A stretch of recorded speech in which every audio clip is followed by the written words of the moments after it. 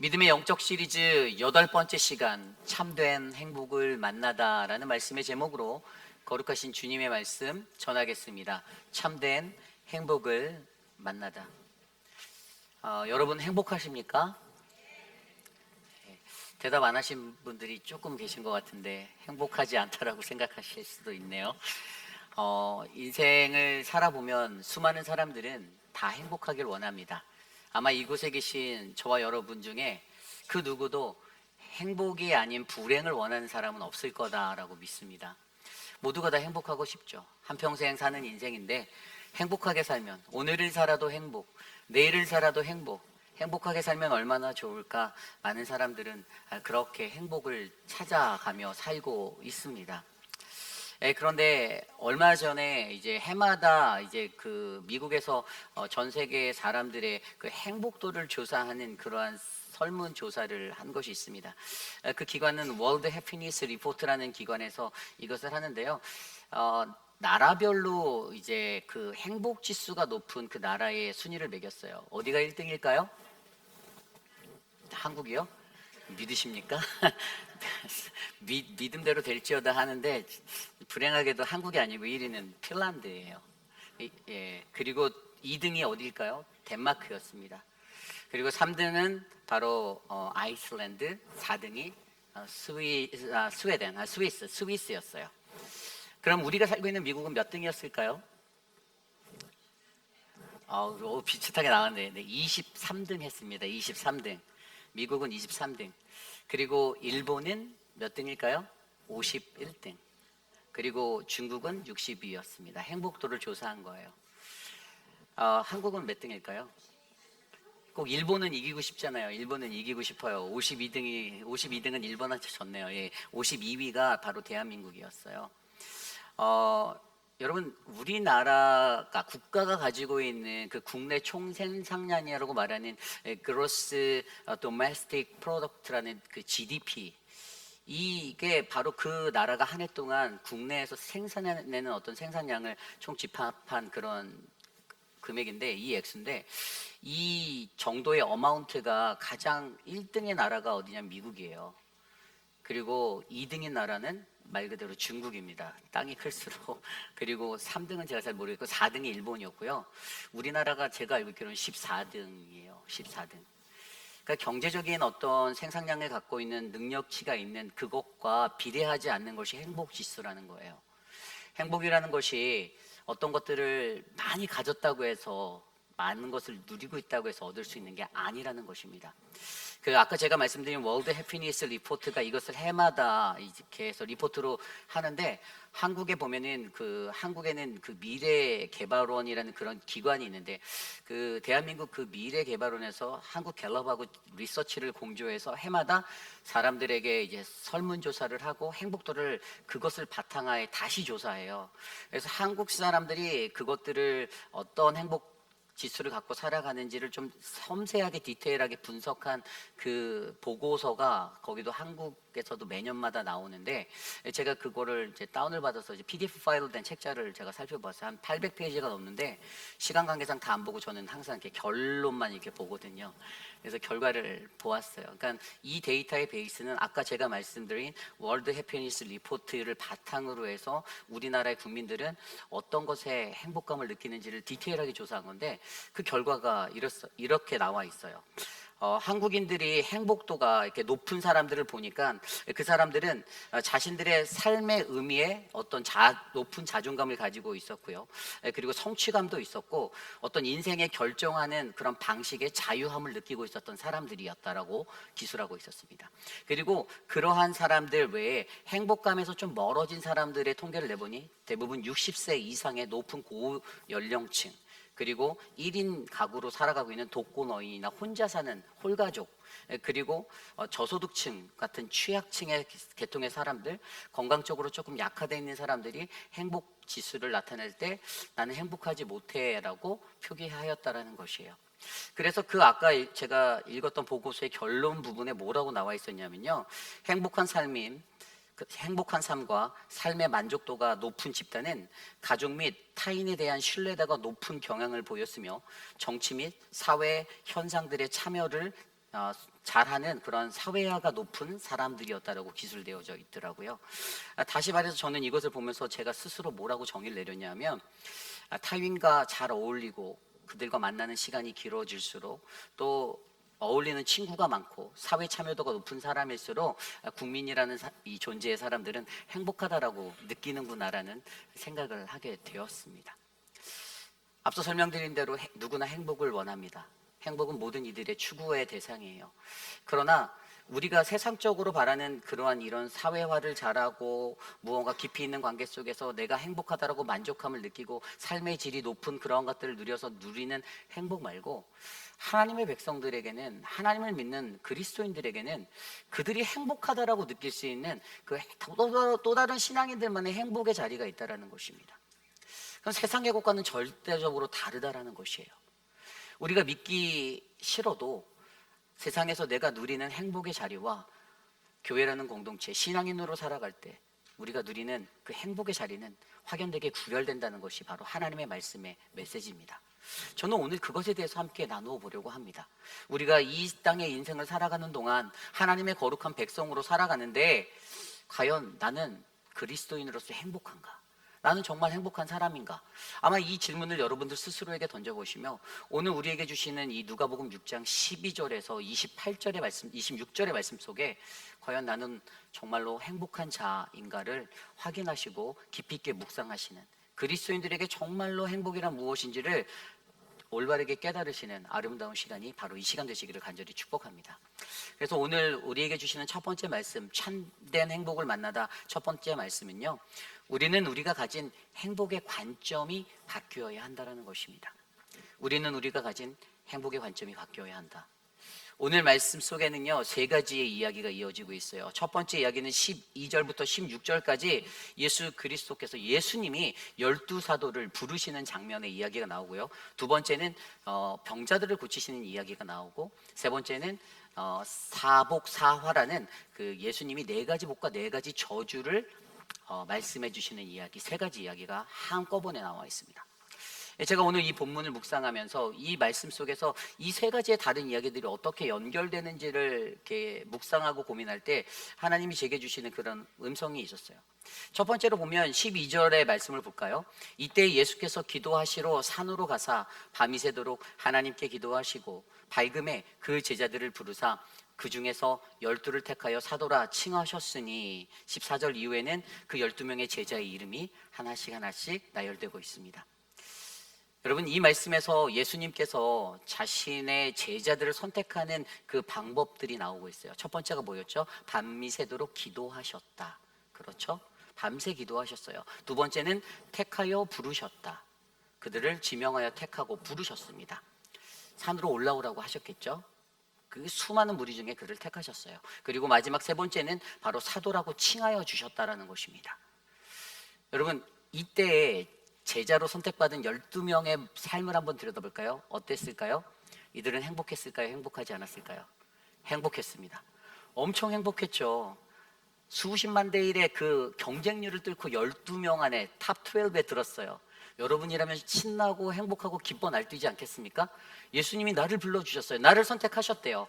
저 밑에 산 아래에 있는 수많은 군중들, 팔레스틴 곳곳에서 모여든 수많은 사람 중에 딱 12명 뽑았는데 거기에 내가 들어가 있는 거예요.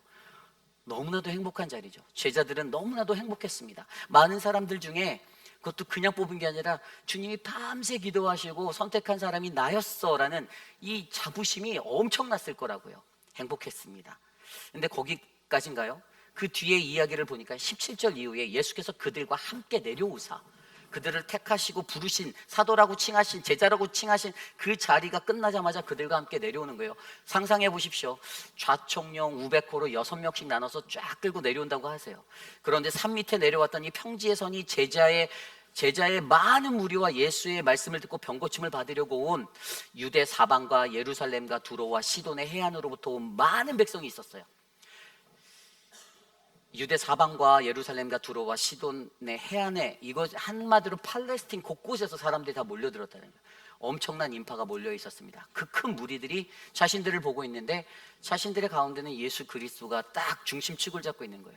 제자들의 어깨에 힘이 들어갔을까요? 안 들어갔을까요? 들어가죠. 얼마나 힘이 꽉 들어갔을까요? 선택받은 우리들이 지금 예수에 가장 가까운 데서 내가 지금 여기 서 있노라 하면서 뿌듯했을 겁니다. 행복했어요. 행복을 느꼈어요. 그들 스스로가 행복해서 미치고 팔짝 뛸 것 같았습니다. 너무나도 기분이 좋았어요. 그런데 그 자리에서 예수님이 병 고침의 기적을 일으키시는데 얼마나 큰 선망의 대상이 되었을까요? 수많은 사람들이 그 옆에 있는 요한을 보고 야고보를 보고 베드로를 보고 부러워했습니다. 나도 저 사람의 반열에 들어갔으면이라는 생각을 한 무리도 있었을 거예요. 예수님의 제자들의 삶에 행복이 넘쳤습니다.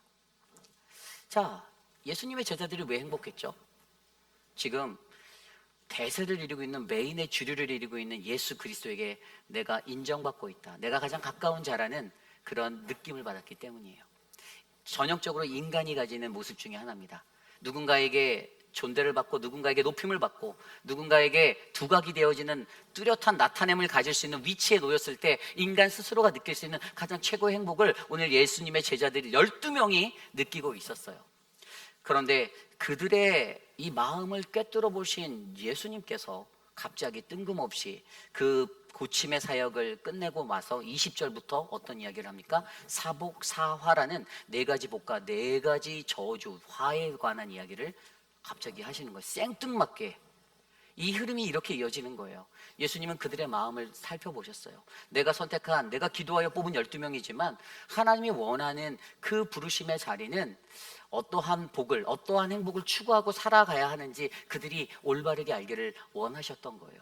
그래서 입을 열어서 처음으로 뗀 말씀이 바로 이 사복사화의 이야기를 해주시는 겁니다.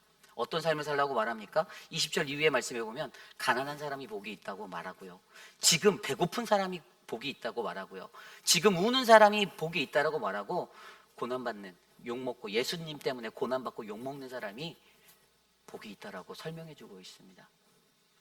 그렇습니다. 오늘 예수님께서 이들의 자리에서 오늘 이 이야기 속에서 관심하시고 있는 한 가지는요, 바로 예수님의 제자들이 가지고 있는 행복이라는 그 개념, 관점이 변화되기를 바라셨어요. 너희가 어떨 때 행복을 느끼는가? 너희에게 행복이란 무엇인가?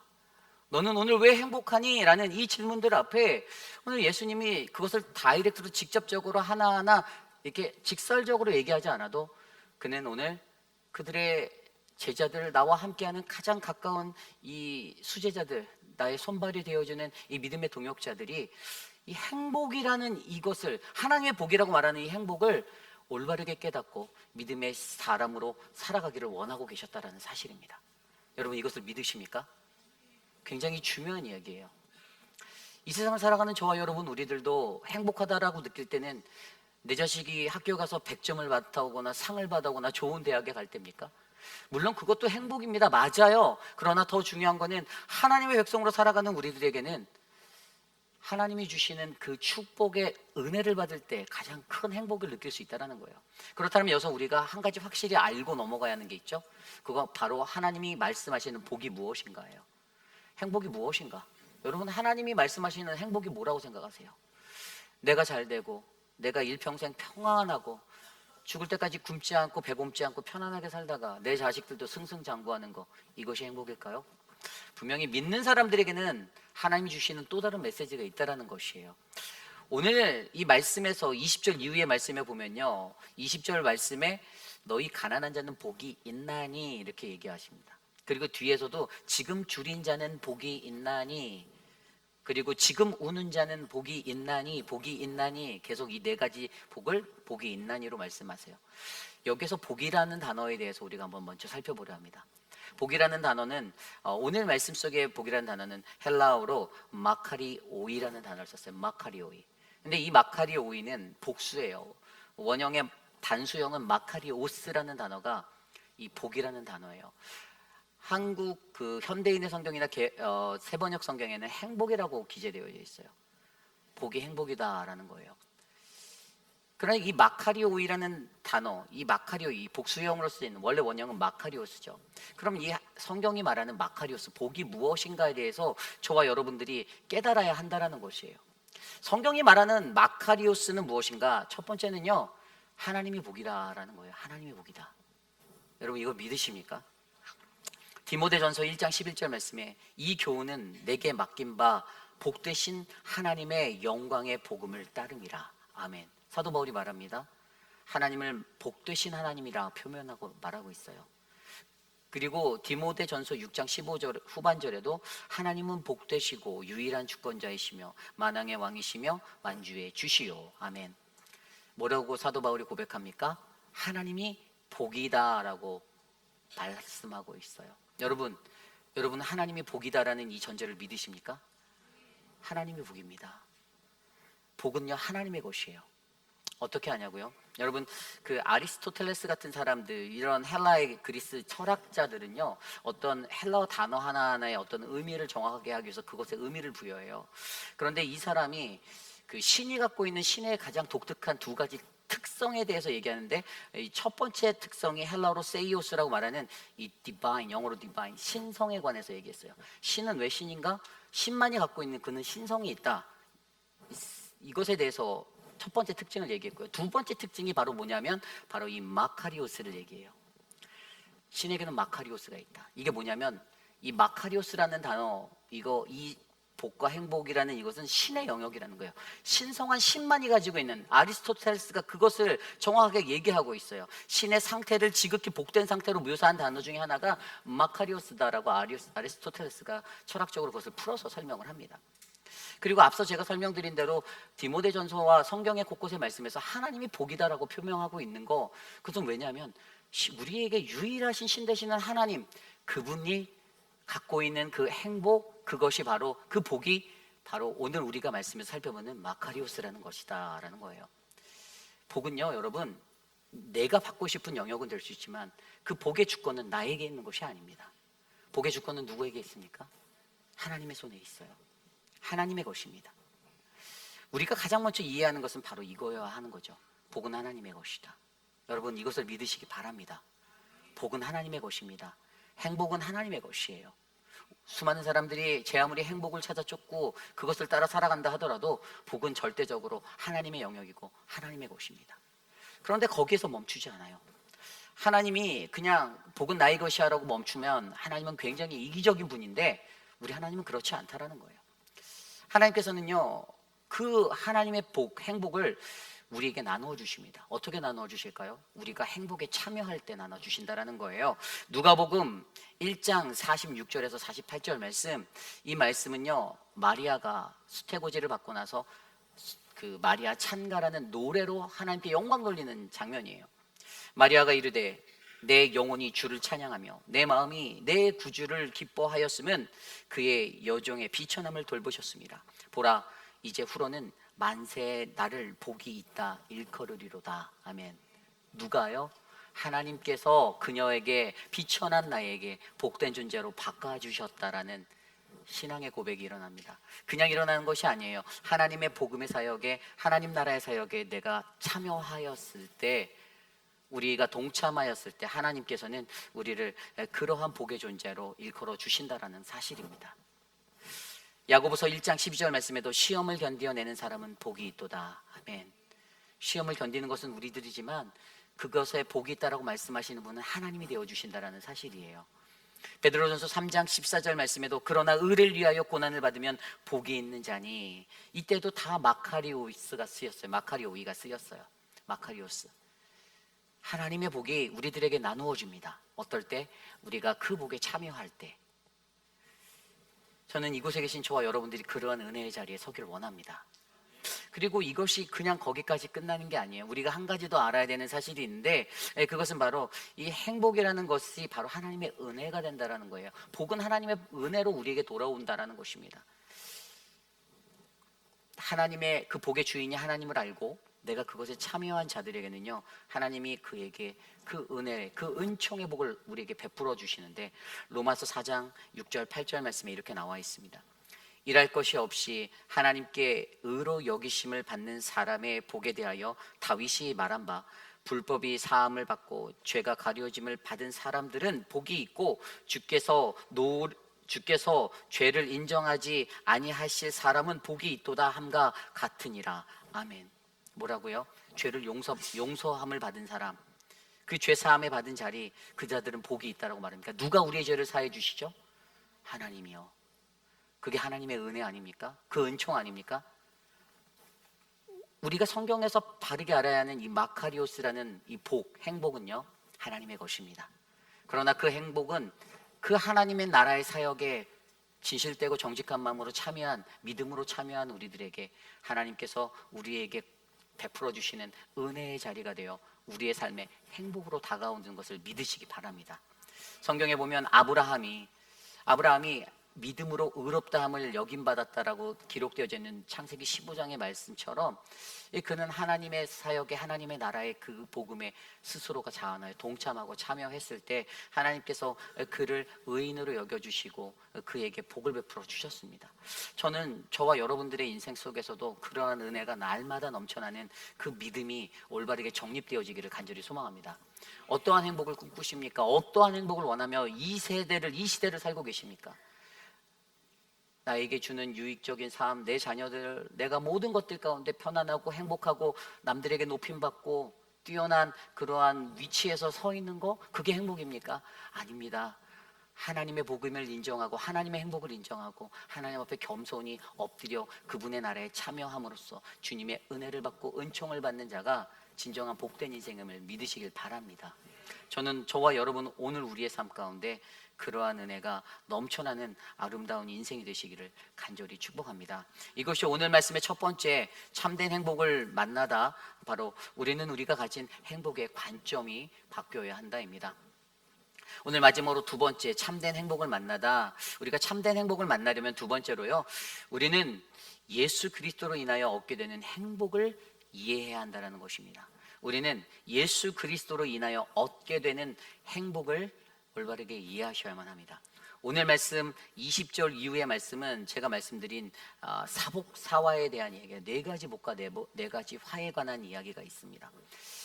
이 말씀은 마태복음 5장에 나와 있는 그 산상수훈의 팔복의 이야기와 굉장히 많이 오버래핑이 되는 이야기의 말씀이에요. 그런데 누가는 이 부분을 이 네 가지로 사복과 사화로 그냥 설명해 주고 있었어요. 근데 여러분, 여기에서 한 가지 생각해 보면 오늘 누가가 기술한 네 가지 복의 자리가 아까 설명드린 대로 가난한 사람들은 복이 있다. 그리고 지금 배고픈 사람들, 그리고 지금 우는 사람들은 복이 있다. 그리고 예수 그리스도 인자로 말미암아 고통받는 자들이 복이 있다라는 네 가지를 말하고 있어요. 근데 이것을 자세히 들여다보면 다 육체적인 고통으로 문자적으로 이해가 되죠. 그렇죠? 문자적으로 읽을 때는 가난하다라는 거, 돈이 없구나, 가난한 사람이구나, 지금 배고프다, 허기진 사람이고 먹을 게 없구나, 참 불쌍하다. 또 우는 사람은 지금 무슨 슬픈 일이 있겠네. 또 예수로 인하여 고통받고 있는 사람들은 예수를 열심히 믿어서 지금 육체적으로 지금 피곤하고 힘들겠다라는 그런 뉘앙스로 이해되고 전달될 때가 있습니다. 그러나 표면적으로 보여지는 문자적인 이해의 흐름을 우리는 한 단계 뛰어넘어 이 영적인 흐름에서 오늘 말씀의 이 사복이 어떻게 우리에게 적용되어지고 이해되어야 되는지를 우리가 살펴보아야 해요. 저는 이것들을 이 마태복음 5장에 나와 있는 팔복에서 제가 이제 구절들을 읽어드릴 텐데 보면 하나씩이 빠져 있어요. 근데 그 의미들을 영적으로 이해할 수 있는 키워드가 이 마태복음에는 담겨 있거든요. 그것들을 함께 살펴보고자 합니다. 오늘 첫 번째로 사복의 첫 번째는 뭡니까? 바로 가난한 자는 복이 있으니, 20절이죠. 너희 가난한 자는 복이 있나니 하나님 나라가 너희 것이며. 아멘. 마태복음의 5장에 나와 있는 5장 3절 말씀입니다. 심령이 가난한 자는 복이 있나니 천국이 그들의 것이며. 아멘. 차이가 느껴지십니까? 한 단어가 눈에 보여요. 빠져 있었던. 여기에서 가장 중요한 거, 심령이라고 하는 단어, 마태복음의 심령이라는 단어는요, 우리가 잘 알고 있는 푸뉴마죠. 헬라어 푸뉴마, 영이에요. 영의 가난함인 거예요. 가난하다라는 단어가 뭐냐면 이것은 이제 푸토코스, 이건 헬라어 푸토코스, 절대적인 빈곤을 말하는 겁니다. 이것은 정말로 어떻게 감당할 수 없는, 인간이 할 수 없는, 그러니까 구걸할 수밖에 없는 상황에 이르는 정말 절대 빈곤을 나타내는 거예요. 그러니까 영이 절대 빈곤하다라는 게 진짜 의미인 거예요. 우리의 영이 절대 빈곤한 거, 마음의 가난함, 심령의 가난함. 믿는 이들에게 중요한 것은요, 여러분, 마음의 가난함이 있어야 됩니다. 목사님 좀 잘 살면 안 될까요? 마음이 좀 풍성해서 나 마음 충만하고 마음에 여유도 있고 나 마음에 풍성한 사람 되고 싶은데 그렇게 되지 말라는 게 아니에요. 우리가 하나님 앞에 나올 때, 예수 그리스도 앞에 나올 때 가난한 마음으로 나온 자들이 더 큰 은혜를 받는 거 여러분 믿으십니까? 가난함 심령이 있어야, 내 영혼에 가난함이 있어야, 갈급함이 있어야. 저는 이것을 제가 예전에 팔복 강의 때 우리 교우분들이 성경 공부 들어오셔서 팔복 강의를 배우신 분들이 계시지만 그때 그분들께 제가 이거를 간절함이라고 했어요. 간절함이 생기는 자리예요. 영적으로 하나님의 갈급해서 간절함이 있는 자들, 그 간절한 사람들, 마음에 심령에 가난함이 있는 사람들, 그런데 그들에게 뭐라고 말씀하십니까? 그들에게 바로 천국이 너희 것이다. 천국이 무엇이죠? 전 천국이 바로 예수 그리스도라고 말해요. 왜냐하면 누가복음 17장 20절과 21절 말씀에 보면 이런 구절이 있어요. 그 천국은 너희 안에 있다라는 구절이 단어가 나와요. 근데 이것을 NIV 영어 성경으로 보면은 The Kingdom of God is within you라고 되어 있고요. ESV 버전에는 이게 within이 빠지고 among이라는 단어를 써서 똑같이 The Kingdom of God is among you라고 되어져 있어요. 뭐 이게 within이든 뭐 among이든 이것에 관한 제가 정리해서 전에 알려드렸던 그 핵심은 바로 예수 그리스도가 우리 안에 계신 예수 그리스도가 있을 때 우리들의 인생은 그것이 파라다이스, 천국으로 느껴질 수 있는 인생이 될 수 있다는 거죠. 믿는 이에게 천국은요, 예수님과 함께 동행하고 주님과 함께 거하는 삶임을 믿으시기 바랍니다. 그래서 오늘 이 첫 번째 마음이 가난한 자, 이 가난한 자에게 바로 예수가 필요하다. 바로 예수가 있으면 우리는 행복하다라는 이 복. 저는 오늘 이 세를 살아가는 저와 여러분들에게도 바로 예수 그리스도가 우리 안에 있어서 우리가 그분 안에 그 갈급한 심령으로 예배에 나오시고 교회에 봉사하시고 여러분들의 일생의 순간순간마다 그러한 은혜의 삶들을 살아내시는 그러한 분들이 여러분들이 되시길 간절히 축복합니다. 그리고 두 번째로 보는 그 복은요, 바로 굶주린 자에게 있는, 줄인 자에게 21절이죠. 지금 줄인 자는 복이 있나니 너희가 배부름을 얻을 것이다 라는 이 구절입니다. 이 마태복음 5장 6절에 나와 있습니다. 의에 줄이고 목마른 자는 복이 있나니 그들이 배부를 것이며. 아멘. 차이가 느껴지시죠? 의라는 게 보여요. 의라는 게 빠져 있었어요. 그 의가 무엇이죠? 의는 바로 예수 그리스도 되십니다. 믿으십니까?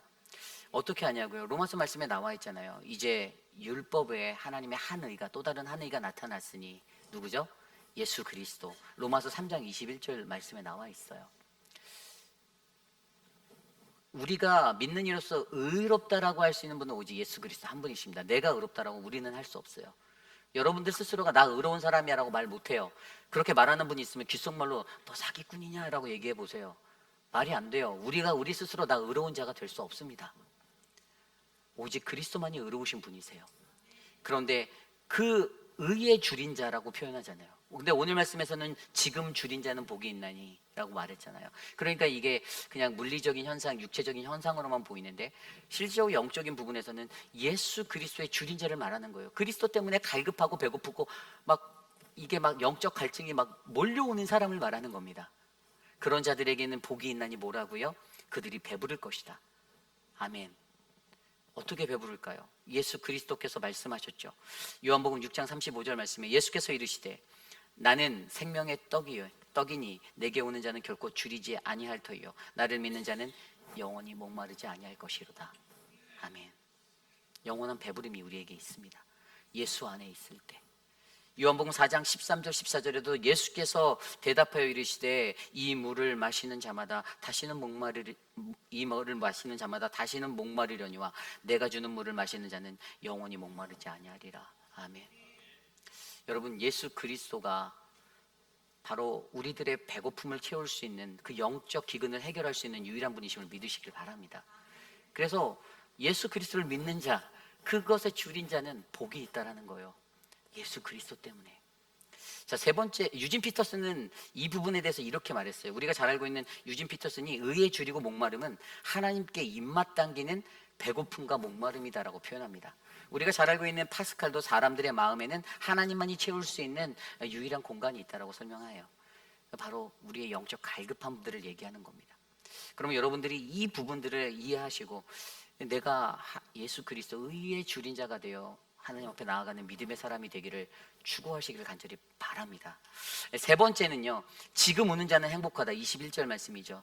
지금 우는 자는 복이 있나니 너희가 웃을 것이며. 아멘. 마태복음 5장 4절 말씀에 애통하는 자는 복이 있나니 그들이 위로를 받을 것이며. 아멘. 우는 자라고 표현된 게 애통하는 자라고 표현되었어요. 뭔가 삽입된 단어는 없지만 애통하다라는 단어로 단어가 바뀌어 있습니다.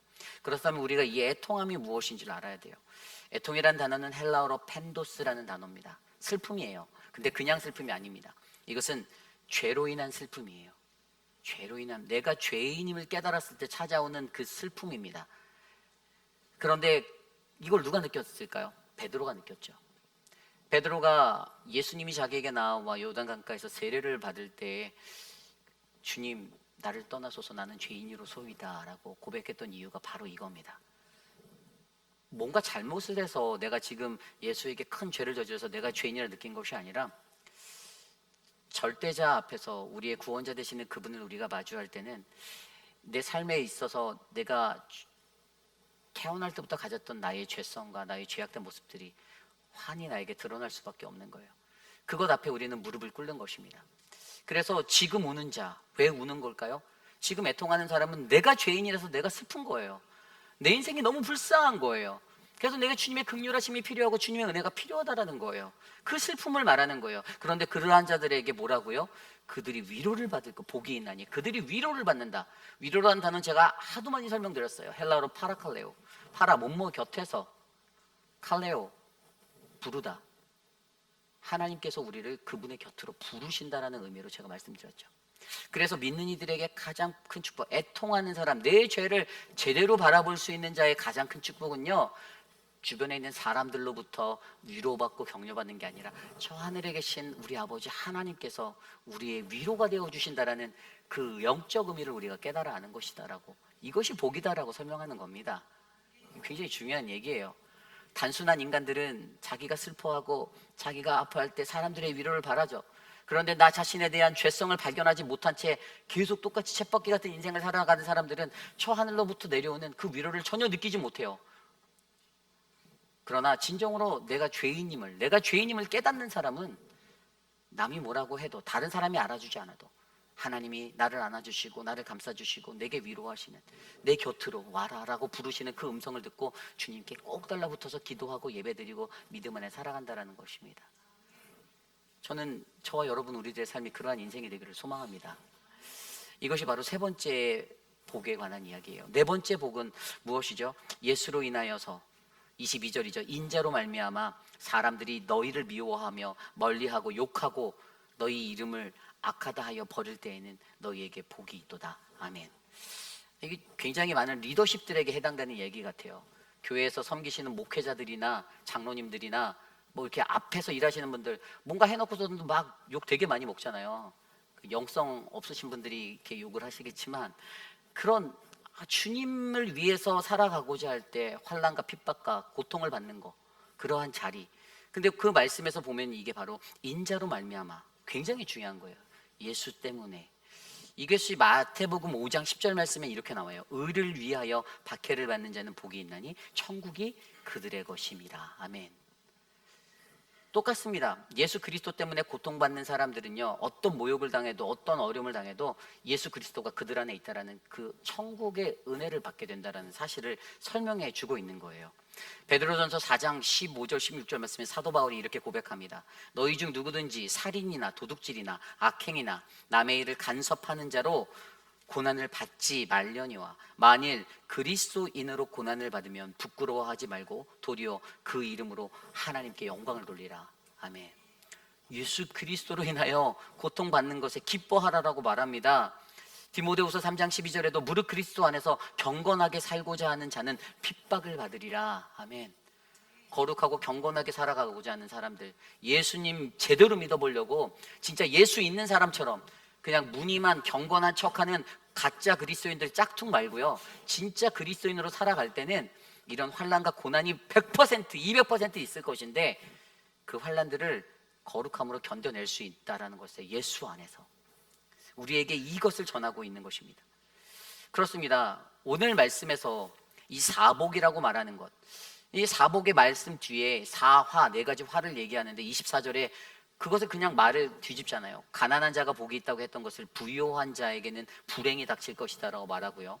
그리고 지금 배고픈 자, 줄인 자에게는 복이 있다라고 말한 것을 25절에는 지금 배부르게 먹고 사는 자는 불행하게 될 것이고 굶주리게 될 것이다 라고 말하고, 25절에 또 보면은 지금 우는 자는 복이 있다라고 말한 그 자들에게 반대로 화가 있을 자들, 화 있을진저 지금 웃는 자들은 불행하고 슬퍼하고 울 것이다라고 설명하고 있고요.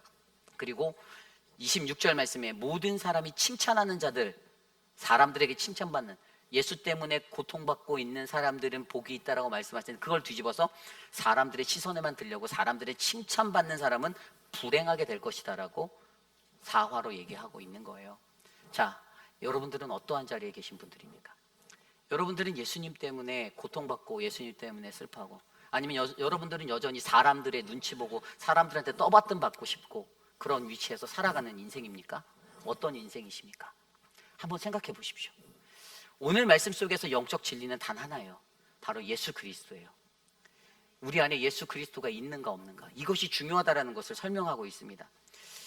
예수 그리스도가 있으면요, 육적으로 힘들고 어떤 것이 어려워도 진정한 영적 행복에 도달할 수 있다는 진리를 우리에게 말씀해 주고 있습니다.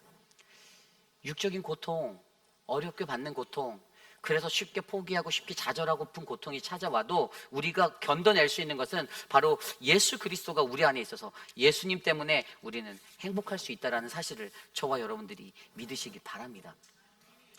근데 예수님이 이 말씀을 하시면서 여기까지만 하면 이게 별 의미가 없을 것 같은데, 뭔가 한 가지가 더 깊은 뭐가 있을 것 같은데, 사실 이렇게 해놓고 나서 예수님이 사복과 사하를 얘기하시면서 뭐라고 말씀하셨냐면 23절에 그날에 기뻐하고 뛰놀아라, 하늘에 너희 상이 큼이라, 그들의 조상들이 선지자들에게 이와 같이 하느니라 라고 설명하셨죠. 우리의 상급이 어디에 있다고요? 하늘에 있다라고요. 그런데 여기에서 멈추면 이게 영적인 성장을 바라는, 믿음의 영적 성장을 바라는 이들의 어떤 레벨류가 아직 좀 그냥 중간 정도밖에 안 되는 것 같은데, 이거보다 한 단계 더 높은 영적인 자리로 가기 위해서 우리에게 주시는 은혜의 말씀이 있어요. 근데 그것이 무엇인가 하면, 제가 예전에 존 파이번 목사님이 썼던 책 The Pleasure of God이라는 행복한 하나님에 대한 책을 읽었어요. 근데 그 책에 어떤 내용이 있냐면 이런 내용이 있었어요. 세상에 있는 그 누구도 불행한 하나님과 영혼을 보내기를 원하지 않을 것입니다. 하나님이 불행하시면 복음의 목적이 행복한 목적이 아니며 그것은 전혀 복음이 아닐 것이라는 뜻입니다. 하나님의 행복은 무엇보다 그의 아들에 대한 행복입니다. 그래서 우리가 하나님의 행복을 공유할 때 우리는 아버지가 아들에게서 느끼는 즐거움을 공유하게 됩니다. 아멘.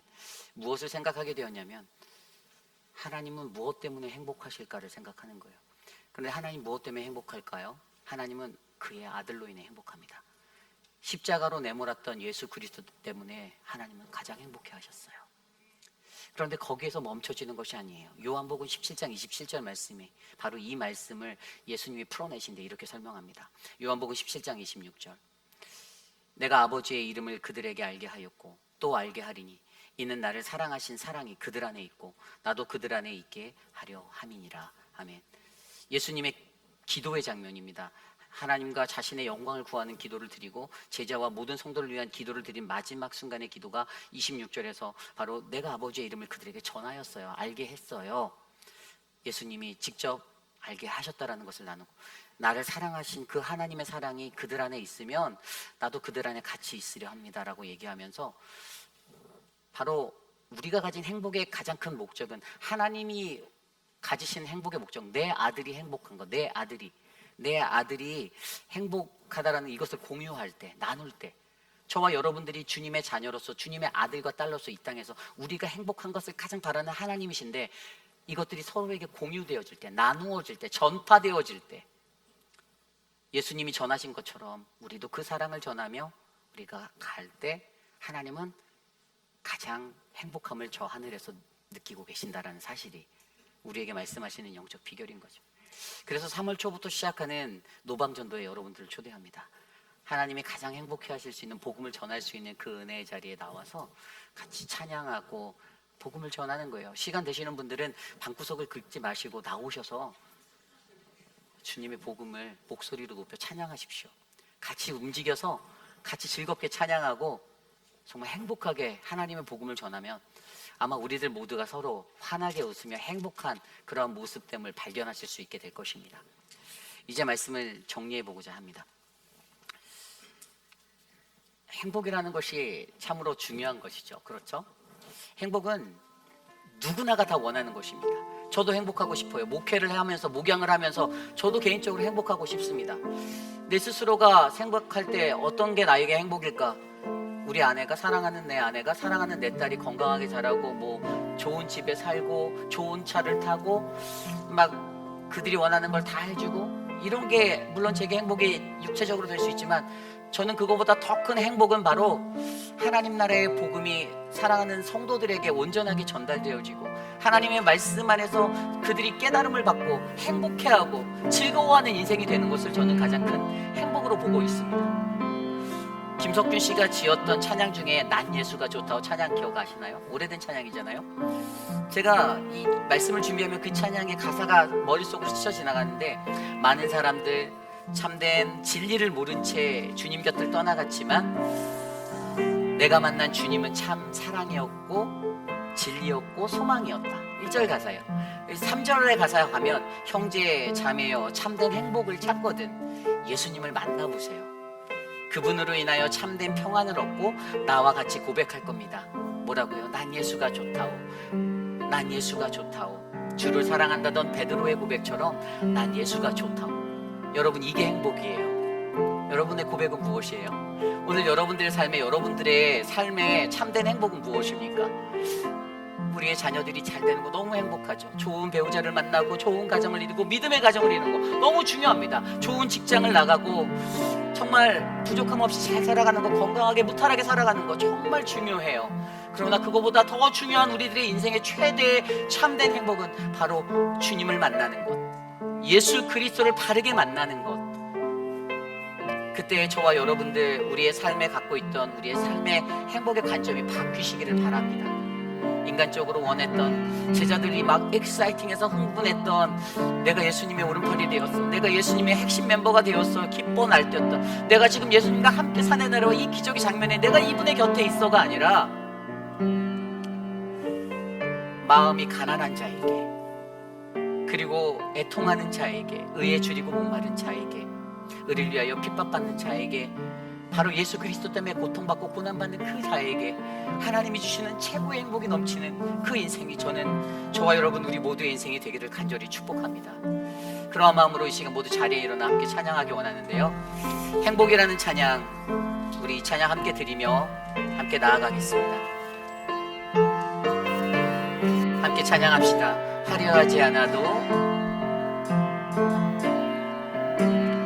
화려하지 않아도 정결하게 사는 삶, 가진 것이 적어도 감사하며 사는 삶, 내게 주신 작은 힘 나눠주며 사는 삶, 이것이 나의 삶의 행복. 우리 다시 한번 고백할까요? 화려하지 않아도,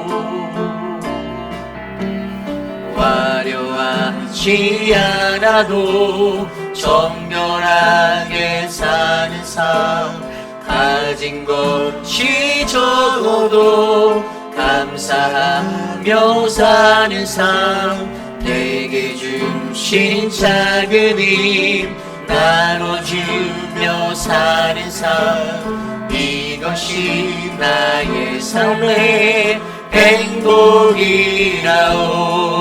이것이 행복, 이것이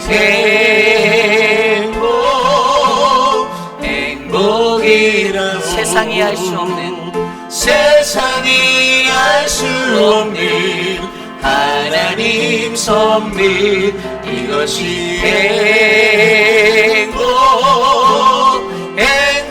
행복이라오.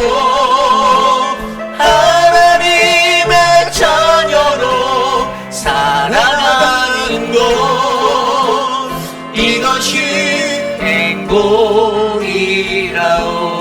눈물 날 일 많지만 기도할 수 있는 거, 눈물 날 일 많지만 기도할 수 있는 것, 억울한 일 많으나 주를 위해 참는 것, 비록 짧은 작은 삶 주 뜻대로 사는 것, 이것이 나의 삶의 행복이라고. 이것이 행복입니다. 이것이 행복이라고. 세상이 알 수 없는 하나님 섭리, 이것이 행복이라고. 하나님의 자녀로 살아가는 것, 이것이 우리 전심으로 고백할까요? 두 손 높이 들고 고백합니다. 이것이 행복, 이것이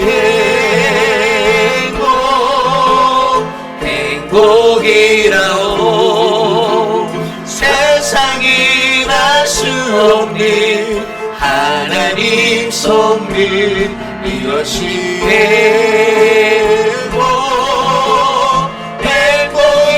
행복이라오. 하나님의 자녀로 살아가는 것, 이것이 행복이라. 이것이 행복이라오. 이것이 행복이라오.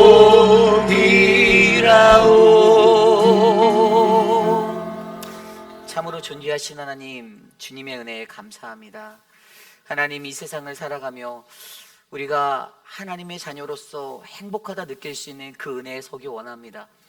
참된 행복 되신 예수 그리스도를 올바르게 만난 자들에게 우리가 갖고 있는 행복의 관점이 바뀌어서 하나님, 세상적인 행복에 치중하는 인생이 아니라 행복은 하나님의 것이고 그 하나님의 사역에 참여한 자, 하나님의 은혜와 은총 가운데 복을 받는 그 행복을 누리게 하여 주시옵소서.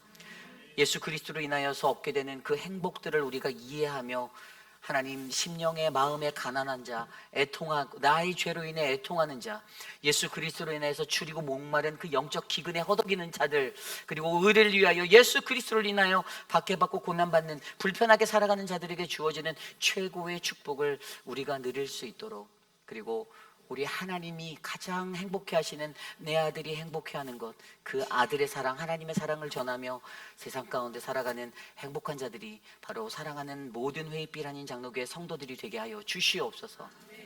하나님, 육신의 연약한 가운데 계신 우리 천문자 집사님, 한영숙 집사님 축복하여 주시고 지켜주시기를 간구합니다. 미스터 드레이크와 또 미스터 라빈슨, 특별히 라빈슨의 그 백내장과 녹내장 수술을 잘 마치게 해주셔서 감사하고, 사랑하는 우리 구본신 성도님의 남편의 삶 가운데 하나님이 함께 하셔서 3월 19일에 수술을 예비하여 주셨음에 감사드립니다. 하나님, 사랑하는 우리 디콘 매콤, 지난주에 일을 하다가 하나님 다쳤습니다. 얼굴이 많이 다쳤는데 그 상처를 낫게 하여 주시고, 옆에서 도우시는 이영숙 권사님 지치지 않게 붙잡아 주시옵소서. 언제나 주님의 행복이 우리 안에 넘치기를 간절히 소망합니다. 지금은 우리 구주 예수 그리스도의 무한하신 은혜와 그 크신 하나님의 사랑하심과 성령 하나님의 감화감동 교통하심의 역사가 참된 행복, 예수 그리스도를 올바르게 만난 믿음의 사람으로 살기를 소망하며, 하나님, 내가 주님 안에서 행복하기 원합니다. 세상적인 그 행복을 누리지 못해 섭섭해하고 시기에 빠지고 하나님 그렇게 서운에 빠지는 그러한 자들이 아니라 하나님 안에서 예수 그리스도로 인하여 행복합니다. 하나님, 내가 너무 행복합니다라고 고백하는 믿음의 자녀들, 사랑하는 회의빛 한인 장로교회 성도님들 머리머리 위에 지금으로부터 영원토록 함께 하시기를 간절히 축원하옵나이다. 아멘.